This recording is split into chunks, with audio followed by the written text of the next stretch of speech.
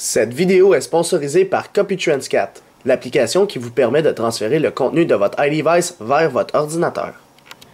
Bonjour, c'est iPodTouch chez Pro et aujourd'hui je vais vous montrer comment downgrader de la version 6.0 vers la 5.1.1 pour bénéficier d'un jailbreak untethered. Vous savez, pour le moment, on n'a pas de jailbreak untethered pour l'iOS 6 malheureusement. Donc pour ceux qui veulent seulement tester l'iOS 6 et qui désirent revenir à la version 5.1.1, vous pouvez. Malheureusement pour l'iPhone 4S, iPad 2, iPad 3, vous ne pouvez pas le downgrader malheureusement.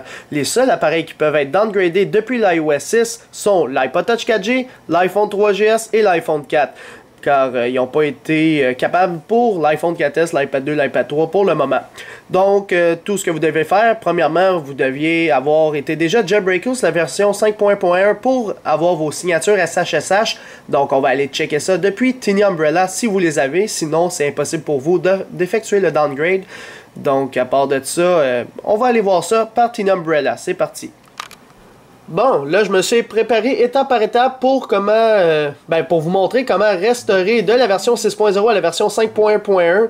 Alors, premièrement, oui, vous devez avoir vos signatures SSH, c'est bien important. Si vous ne les avez pas sur le serveur de Soric ou localement dans votre ordinateur, c'est impossible pour vous de restaurer votre iDevice, plus de le downgrader. Alors, pour ceux qui ont vu certaines vidéos sur YouTube qui disent qu'ils doivent avoir un certain custom IPSW pour restaurer, c'est faux. On peut toujours avoir nos signatures SSH, recréer ce custom IPSW là pour par la suite restaurer. Alors moi, pour vous le montrer, j'ai aucun IPSW ici de déjà créé. Je vais en créer un en même temps que vous. Alors premièrement, vous devez voir si vous avez les signatures SSH du 5.1.1 de votre iDevice, iPodTouch 4G, 3G, votre iPhone 3GS, votre iPhone 4.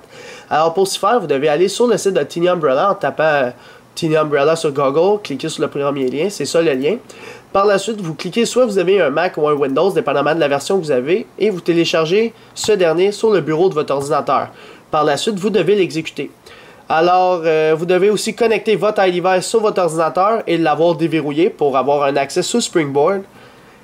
Alors, une fois que c'est fait, on attend l'exécution de Tiny Umbrella, qui est juste ici, la version 6.0.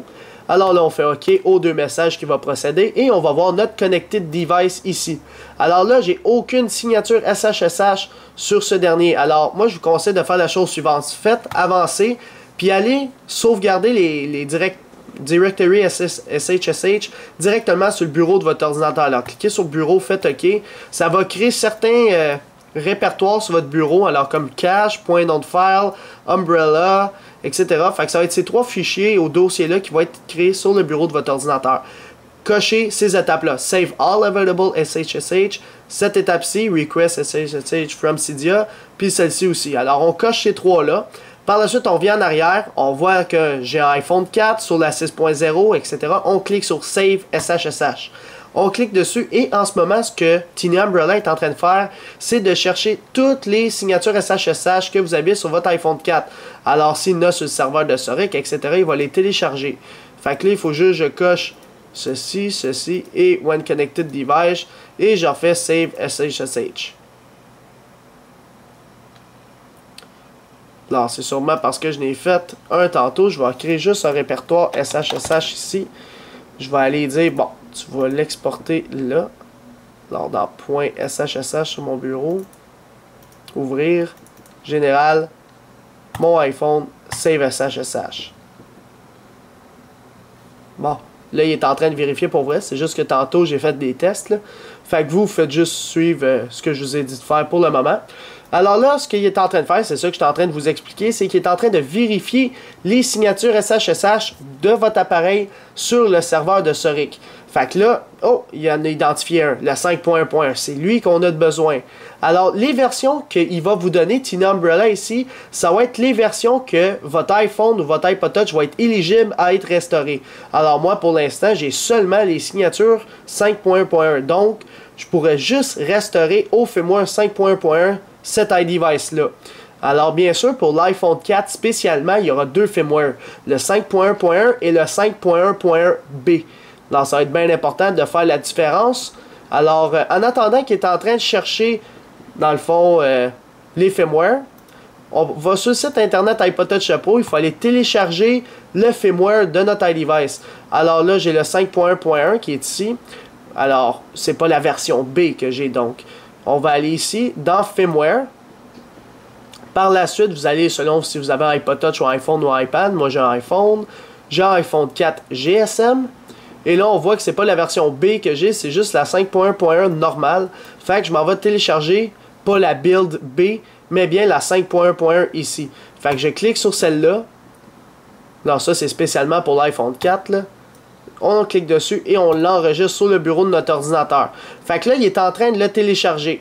Je vais le laisser télécharger pour le moment.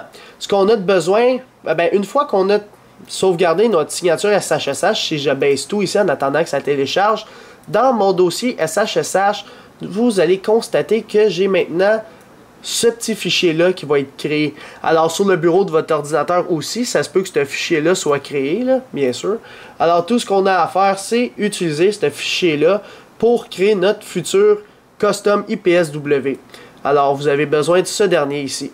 Alors, je vais juste baisser ça. On va retourner dans notre fenêtre Internet, dans le centre de téléchargement d'iPodTouchJapo.com, en attendant que mon firmware se télécharge. Et on va aller télécharger la dernière version de Retino.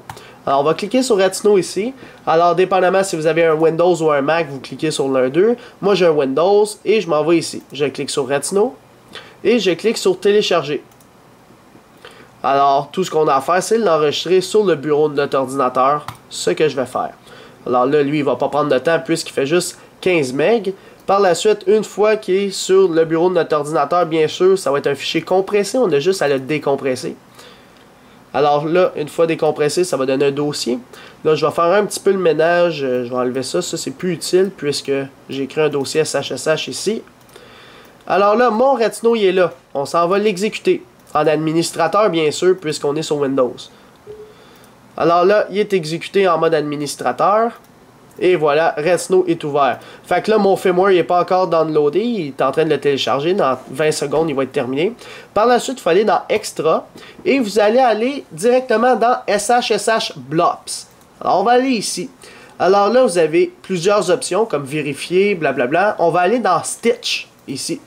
Une fois dans Stitch, tout ce qu'on a à faire, c'est cliquer sur IPSW. En cliquant dessus, il faut que vous ayez cherché le 5.1.1 que vous avez téléchargé pour votre iDevice. Alors moi, mon firmware, il est fini d'être downloadé. Mon iPhone 4, il est ici. Alors je m'en vais chercher sur le bureau de mon ordinateur le 5.1.1 de mon iPhone 4. Alors une fois que c'est fait, là il va vous dire est-ce que tu vas aller chercher les SHSH blobs sur le serveur de Zurich ou tu vas aller chercher localement. Ben tu peux le faire comme tu veux, moi je l'ai fait localement comme vous l'avez vu tantôt. Alors là je vais aller dans mon dossier SHSH et cliquer sur le 5.1.1 que je suis allé chercher ici. Alors je double-clique dessus et là mon custom firmware est en train de se créer par Retino. Alors là, ça va donner vraiment le fichier custom firmware qui est en train de se créer ici. Et ça va être avec lui qu'on va restaurer notre iPhone 4. Pour ceux qui ont des questions en attendant sur le fichier host qui est dans Windows System 32 Drivers etc. Moi personnellement, j'ai enlevé le serveur de Zurich. Alors si vous l'avez ou non, c'est pas grave, ça changera rien. Moi personnellement, j'aime mieux qu'on l'enlève, ça va éliminer des bugs. Alors je l'ai enlevé ici, c'est ça que je vous conseille. Donc pour ceux qui ne savent pas de quoi je parle, c'est parfait, vous n'avez pas à vous poser des questions là-dessus. Alors une fois que mon fichier est créé, ça va dire parfait, il a été créé avec succès. Ok, c'est beau, mon fichier il est ici. Alors là, tout ce que vous avez à faire pour le moment, c'est d'enlever-le, on n'a pas de besoin. Le dossier SHSH, on n'a plus de besoin. Tout ce qu'on a de besoin, c'est maintenant de Retino, puis de notre fichier Custom Firmware. Alors là, ce qu'on doit faire, c'est retourner en arrière et on veut mettre en PoundDFU notre iDevice pour éliminer les risques que notre restauration ne fonctionne pas. Fait qu'on clique sur PoundDFU et on s'en va mettre notre iDevice en mode de restauration. Pour s'y faire, pour le mettre en mode DFU, vous devez maintenir pendant 2 secondes le bouton du haut. Après ces 2 secondes-là, on maintient pendant 10 secondes les 2 boutons. 7, 8, 9, 10. Et après les 10 secondes, on relâche seulement celui du haut tout en maintenant celui du bas jusqu'à temps que Retino détecte notre iDevice. Et voilà, il est détecté, j'ai juste à relâcher le bouton central. Et maintenant, on laisse Retino travailler. Et quand c'est écrit Done, ça veut dire que, parfait, votre iDevice est maintenant en PoundDFU. Fait que là, on peut faire cancel et ouvrir finalement iTunes. Alors, on attend que iTunes s'ouvre. Il va nous dire qu'il a détecté, bien sûr, un iDevice en mode restauration. Alors, ici, on voit le restaurer. Il ne faut pas cliquer dessus. Il faut faire Shift, la touche Shift. Ou, si vous avez un Mac, vous faites la touche Alt. et en la maintenant, vous cliquez sur restaurer. Et là, cette nouvelle fenêtre-là va vous apparaître. Là, vous devez aller sur le bureau de votre ordinateur et cliquer sur le firmware qu'on a créé avec Retina. Pas le firmware original, celui qui contient le ECID de votre iDevice, c'est-à-dire un paquet de chiffres comme ceci. Ensuite, iPhone 3.1, 5.1. On double-clique dessus et la restauration commence. Attention, soyez sûr que vous avez fait votre backup iCloud avant de faire ceci, parce que là, ce qu'on est en train de faire, c'est de restaurer au complet notre iDevice. Donc, il n'y aura plus de musique dans notre iPhone, il n'y aura plus de contact, plus rien, il le remet à neuf. Donc, soyez sûr avant de faire cette étape-ci que votre iDevice est bel et bien sauvegardé. Alors là, on va juste procéder à la restauration de notre iDevice. Fait qu'on va regarder ce que ça donne et on va voir si ça fonctionne. Donc, on voit la pomme et ensuite, on voit la barre de progression. Une fois cette étape-là atteinte, c'est parfait. Votre iPhone est en train de se restaurer en 5.1.1. Fait que c'est parfait, on laisse iTunes travailler. Alors, pour ceux qui ont les erreurs 21, erreur 1600, vous ne m'avez pas écouté, ça veut dire il faut vraiment que vous ayez directement dans le ETC Système 32 Drivers pour aller enlever le serveur de Soric. Alors, on va y aller étape par étape en attendant. Alors, vous allez dans le C, vous allez dans Windows, pour ceux qui ont Windows, bien sûr. Pour Mac, je ne sais pas le chemin par cœur. Vous allez dans Windows, par la suite, vous allez dans Système 32. Une fois dans Système 32, vous allez dans Drivers, comme ceci. Une fois dans Drivers, vous avez ETC. Et une fois dans ETC, vous avez le fichier Host. Alors là, on va faire un clic droit sur ce dernier et on va faire Edit with Notepad++, ou sinon vous l'ouvrez avec Bloc-Notes par exemple. Moi, je vais l'éditer avec Notepad++, qui est beaucoup plus simple. L'endroit de la souris, Edit with Notepad++. Ceux qui ont eu l'erreur 21 au 1600 ou 3194, etc., ça veut dire que vous avez... je vais juste fermer Tiny Umbrella, bien sûr, j'ai oublié. Alors là, je vais juste fermer ça ici. Vous avez une ligne de code comme ceci. 74 208 10 249 gsapple.com.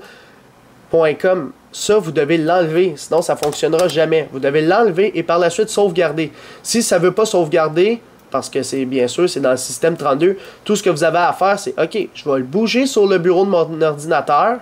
Une fois bougé, on refait les manipulations, edit, on enlève cette ligne de code-là comme ceci, on l'enlève, on enregistre et par la suite, on s'en va le glisser ici, en faisant continuer bien sûr. Et voilà maintenant, notre fichier host n'a plus cette ligne de code-là.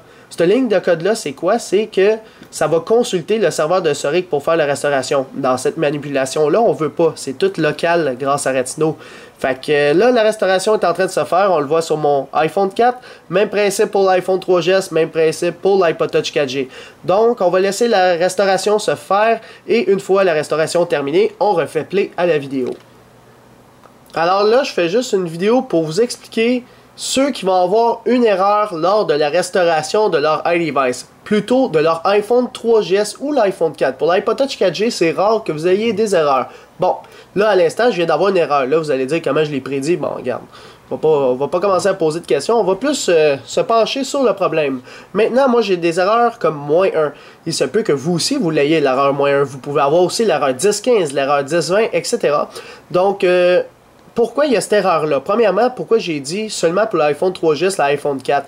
Là, ce qu'il est en train de faire en haut, c'était une downgrade de le microprogramme. Alors ça, c'est quoi un downgrade du microprogramme? C'est le baseband. Or, on ne peut pas downgrader un baseband, donc ça donne une erreur. Alors ça, c'est pour faire une histoire courte. Alors là, ce qu'il faut faire, c'est OK. Et là, on ne peut plus aller plus loin. Alors, je vous conseille de faire 3 choses. Alors, la première affaire, c'est de fermer iTunes, c'est sûr. Alors, premièrement, vous pouvez ouvrir Tiny Umbrella. Alors, si je vais l'ouvrir, là, je l'ai mis dans Corbeil, là, fait que je vais juste aller le rechercher. Alors, ce que vous pouvez faire, c'est ouvrir Tiny Umbrella. Bien sûr, vous devez désactiver votre antivirus pour faire cette option-là. Alors là, vous allez dans Tiny Umbrella. Et par la suite, vous pouvez cliquer sur Fix Recovery. Alors, ce que vous devez faire, premièrement, vous devez mettre votre iPhone en mode DFU. Alors, vous maintenez l'autre bouton, vous relâchez et vous le mettez en mode DFU. Alors là, une fois qu'il sera en mode DFU, vous cliquez ici, vous allez cliquer sur Fix Recovery. Ça va essayer de redémarrer votre iDevice pour le mettre en mode Recovery et par la suite, il va sortir de l'erreur. Alors, c'est ça qu'il dit pour réparer les erreurs 10, 15, etc. en le mettant en mode DFU. Alors, moi, ce que je vous conseille plus de faire, ça, c'est une affaire que vous pouvez essayer. Si ça ne fonctionne pas, c'est de jailbreaker votre votre iPhone. Et oui, en le jailbreakant, je vous le garantis, ça va fonctionner. Alors, vous exécutez Retino. Alors, on va l'exécuter en tant qu'administrateur. Là, on va faire oui. Et tout ce que vous avez à faire, c'est le jailbreaker. Fait qu'on s'en va ici, on s'en va dans Select IPSW, on s'en va sélectionner le fichier original. Là, je vais juste un petit peu plus vite. Là. On s'en va bien faire jailbreak. Je vais le mettre en DFU mode tout de suite. Là, on le met en mode DFU. 8, 9, 10. Alors, une fois en mode DFU, tout ce que vous avez à faire, c'est aller installer Cydia seulement. Et là, vous faites Next. Et vous attendez que votre iDevice soit détecté. Alors là, il est en train de jailbreaker mon iPhone 3G sur mon iPhone 4. Alors là, pourquoi cette étape-là est obligatoire? C'est bien sûr, il faut bypasser l'erreur -1 ou l'erreur 10.15. Et la seule manière, c'est en le jailbreakant, bien sûr. Alors, si vous downgradez vers le 5.1.1, à 99% des raisons, c'est pour bénéficier, bien sûr, du jailbreak untethered. Fait que je ne verrai pas pourquoi vous sauterez cette étape-là. Alors là, le jailbreak est en train de s'effectuer et on va voir à la fin de la manipulation du jailbreak, qu'est-ce que ça va donner. Alors là, on est revenu à mon écran directement sur mon iPhone. Et là, on peut voir que mon iPhone est maintenant activé. Dans quelques instants. Ce sera pas trop long, le temps qu'il boot à sa première configuration. Et voilà, on est maintenant à l'iOS 5.1.1. Fait que si je déverrouille, je le laisse en anglais, je mets United States. Oups, là je fais non, pas mettre la localisation, suivant. Là, mettons, je me connecte pas sur un routeur. Je fais Setup as a new iPhone. Je fais j'accepte, blablabla, ne pas envoyer, Start using iPhone. Et voilà, on est maintenant au 5.1.1 jailbreaké de façon untethered grâce à Retino. Et si on va voir ici, on est bel et bien à la 5.1.1.